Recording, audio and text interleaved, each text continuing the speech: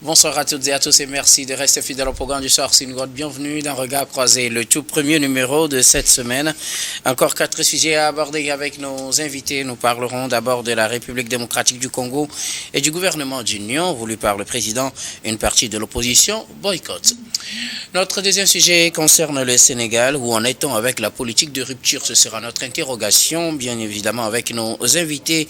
Troisième sujet, nous parlerons du Niger. La Russie, la Chine et la Turquie condamnent l'attaque de vendredi. Puis nous terminerons, bien évidemment, par le Togo, manifestation contre la nouvelle constitution ce dimanche. Et pour en parler ce soir, 2 invités sur ce plateau. Avec moi, Gabin Adjaro, vous êtes juriste et directeur de cabinet Jurist Consulting. Bonsoir Gabin et bienvenue. Bonsoir docteur, bonsoir à toutes les téléspectatrices et à tous les téléspectateurs de New World TV. Bonsoir à mon co-débatteur et merci de m'avoir invité. Merci beaucoup à vous Gabin d'avoir répondu à notre invitation. C'est moi. Notre deuxième invité ce soir, Adam Adronou, vous êtes journaliste et directeur de publication du journal Vision d'Afrique. Bonsoir Adam et bienvenue. Bonsoir docteur, merci de m'avoir invité. Bonsoir à toutes celles et à tous ceux qui nous suivent de par le monde. Merci beaucoup à vous d'avoir répondu à notre invitation. C'est nous. Avec vous, nous abordons notre premier sujet. Nous prenons la direction de Kinshasa où démarrent ce lundi les consultations en vue de la formation d'un gouvernement d'union nationale, gouvernement d'union initié, voulu par le président congolais Félix Tshisekedi, sauf qu'au démarrage de ces consultations, certains leaders de l'opposition boycottent. La République démocratique du Congo fait face à cette avancée dans l'est du pays du M23 et de ses alliés. Pour faire face justement à cette avancée, le gouvernement a initié un rassemblement de toutes les forces vives de la nation et des forces politiques pour former un front et parler d'une même voix pour défendre la RDC. Et sauf que dans cette vision, le président ne sera pas appuyé par certains leaders de l'opposition. Moïse Katumbi et plusieurs autres ont décidé de ne pas se joindre à cette décision de Félix Tshisekedi. Nous en parlons avec nos invités. Je commence par vous, Gabin Adjaro. On aurait imaginé voir tous les Congolais, surtout les acteurs politiques et ceux de la société civile, s'unir pour défendre la République démocratique du Congo dans ce moment crucial où le M23 avance largement sur le terrain. Mais dans la réalité, la composition du gouvernement voulu par le président va bien évidemment se heurter à certaines oppositions. Oui, ça va se heurter véritablement à des oppositions et pas des moindres. C'était assez prévisible quand même, hein, même si aujourd'hui Félix Tshisekedi est en train de se reprendre. Il faut remarquer quand même que ces leaders charismatiques de l'opposition, si on peut les appeler ainsi, M. Moïse Katumbi, Martin Fayoulou et compagnie, ne vont pas véritablement accepter participer à ce gouvernement d'union nationale ou bien, bon, je ne sais pas trop bien de salut national si je peux le dire ainsi. Donc véritablement ça va être très compliqué, d'autant plus que ces personnes-là considèrent M. Félix Tshisekedi lui-même comme un véritable problème du pays. Les contestations liées aux dernières élections présidentielles n'ont pas encore fini.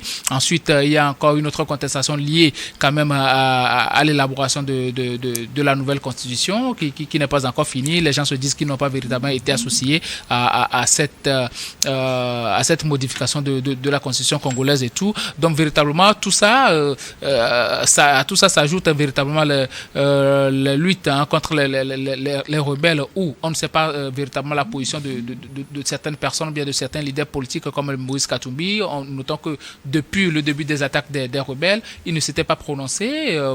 Martin Fayoulou non plus ne s'est pas véritablement prononcé par rapport à cette situation-là. Donc véritablement les leaders charismatiques, eux, ils ont un problème personnel contre M. Félix Tshisekedi. Et c'est assez difficile qu'ils véritablement acceptent d'alléger un tant soit peu la tâche à M. Félix Tshisekedi. Donc pour moi, je pense, c'est vrai, la consultation a commencé par le biais de certains ecclésiastiques, mais je pense que l'Église aussi au Congo est très, très divisée. Beaucoup de personnes parlent de corruption au sein de l'Église congolaise. Du coup, ça va être très compliqué qu'on leur accorde du crédit par rapport à cette consultation-là pour rejoindre le gouvernement de salut national. Bon, peut-être Félix Tshisekedi acceptera de débattre de tous les sujets, pas que des sujets concernant les rebelles du M23, mais de tous les sujets qui concernent quand même le pays, d'aplanir les divergences autour d'une table de discussion avant quand même d'aborder les autres problèmes liés notamment à la lutte ou bien la stratégie à mener face aux rebelles avant d'aller quand même aux négociations face au M23 et AFC. Donc, je pense que le salut va passer par là, accepter de discuter de tous les problèmes. Premièrement, le problème lié à la modification de la Constitution et aussi accepter le point de vue de ces leaders politiques-là et leur accorder quand même un pan de pouvoir pour qu'ils puissent aussi agir dans les prises de décision parce que c'est aussi à cela qu'est lié véritablement un gouvernement de salut national ou bien un gouvernement d'union nationale. Donc, par rapport aux leaders qui sont en train de mener quand même ces négociations, je pense que c'est difficile, qu'on leur accorde du crédit, qu'on sait très bien, et selon ces leaders-là, la plupart du temps, qui disent que bon, le clergé même est très divisé, le clergé n'a pas une seule voix, le clergé est assez corrompu, donc ça va être très difficile.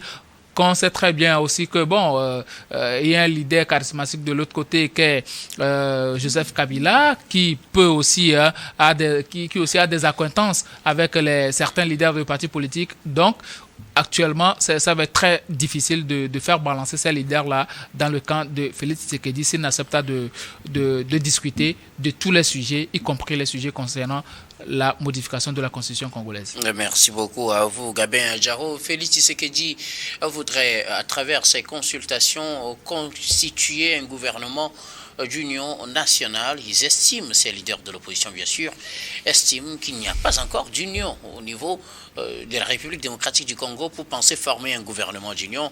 Et donc il faut commencer par là en approuvant plutôt la méthode du dialogue voulu par l'Église catholique et l'Église protestante qui ont formé ce comité, qui mène les consultations autant avec les acteurs politiques qu'autant qu'avec les chefs des mouvements rebelles qui prennent les armes dans l'Est de la République démocratique du Congo. Le gouvernement donc voulu par Félix Tshisekedi va se heurter à certaines oppositions, Adam. Naturellement, je pense que le constat est partagé unanimement par tous que Félix Tshisekedi est aujourd'hui en train de ravaler sa salive. Vous savez, depuis des lustres au début de cette crise-là, nombreux sont ces voix-là qui ont appelé Tshisekedi réellement donc à pouvoir unir la République démocratique dans sa globalité, si vous permettez que je puisse m'exprimer ainsi.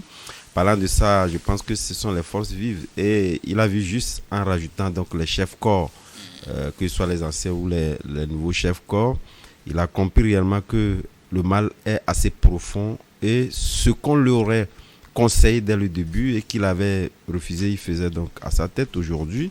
Pratiquement, il est obligé. Cela lui est pratiquement donc imposé malheureusement. Je pense que... Sauf qu'actuellement, les leaders comme Deli Sesanga, Moïse Katumbi, Martin Fayoulou, les principaux, se sont prononcés en défaveur de cette initiative de Félix Tshisekedi. Oui, naturellement, parce que d'abord, même avant d'en arriver là, j'ai voulu planter le décor pour expliquer en réalité ce qui a motivé ces leaders de l'opposition qui sont aujourd'hui pratiquement au cœur normal de la résolution de cette crise-là. Justement parce que, vous savez, lorsque le mal est arrivé à un niveau où vous vous sentez en position de faiblesse, je pense que les oppositions prises dans leur globalité essaient véritablement donc de jauger la balance et réellement donc de pouvoir d'en rendre le coup à Félix Tshisekedi. Donc Félix Tshisekedi aujourd'hui est en train de subir en réalité en tout cas les malversations politiques, en réalité le jeu politique qu'il avait entre-temps mis en place, qui a milité en réalité donc en sa faveur, en ratissant large, en faisant dans cette coalition. Malheureusement, cela lui a pris par le coup aujourd'hui, le rattrape. Et il ne peut plus faire marche arrière. Donc, en appelant aujourd'hui, en tout cas, cette coalition à s'unir avec lui, c'est vrai que d'aucuns diront que devant la menace que subit aujourd'hui la République, il faudrait laisser donc de côté les égos et mettre la République par-dessus tout. Ce qui est un idéal réellement donc partagé. Mais on nous pose la question de savoir où était Félix Tshisekedi lorsqu'on lui disait véritablement que sa stratégie d'union qu'il était donc en train de mettre en place n'était pas la bonne. Et malheureusement, c'est ce qui lui rattrape aujourd'hui. Donc, vous voyez clairement que cette leader de l'opposition, lorsqu'il refuse, parce que certains, aujourd'hui, parce qu'entre-temps, Félix Tshisekedi refusant réellement donc de dialoguer avec le M23, sinon, en tout cas, cette coalition qui constitue en réalité cette rébellion qui, aujourd'hui, attaque la RDC. Donc, il avait donc refusé, justement parce que cette coalition essaie donc de s'exprimer. On les appelait entre-temps donc rebelles, mais on a vu véritablement qu'il y a des sujets liés donc aux aspirations profondes donc de la République qui sont donc portés par ceci. Mais étant donné qu'ils sont aujourd'hui en position de force, je le disais entre-temps, parce que Félix Tshisekedi a laissé les rebelles avancer profondément. Aujourd'hui, à la table de discussion, ils ont plus d'éléments donc à pouvoir mettre sur la table pour équilibrer en réalité donc le débat, ce que Félix Tshisekedi n'a pas. Et aujourd'hui, cette friction liée donc à ces oppositions qui ne veulent pas donc rallier donc cette coalition en rajoute en réalité donc au mal. Donc vous voyez, donc il est pratiquement donc isolé. Il est pratiquement isolé aujourd'hui, et justement le fait qu'il n'ait pas pris en compte, en tout cas, la démarche donc des évêques de l'Église, qui en réalité était une démarche assez salutaire, qui devait donc le faire sauver. Aujourd'hui, malheureusement, il est obligé également de pouvoir faire les courbettes devant donc la stratégie de l'Église. Malheureusement, il est véritablement donc en position de grande faiblesse. Et il est obligé. Son initiative ne pourra pas marcher. Non, mais son initiative, c'est vrai qu'il y aura des tentacules, des petits partis politiques qui ne constituent pas en réalité le statut réel donc de la politique de la RDC qui vont se regrouper en lui. Mais en réalité, ça va peser car ça va rien donner.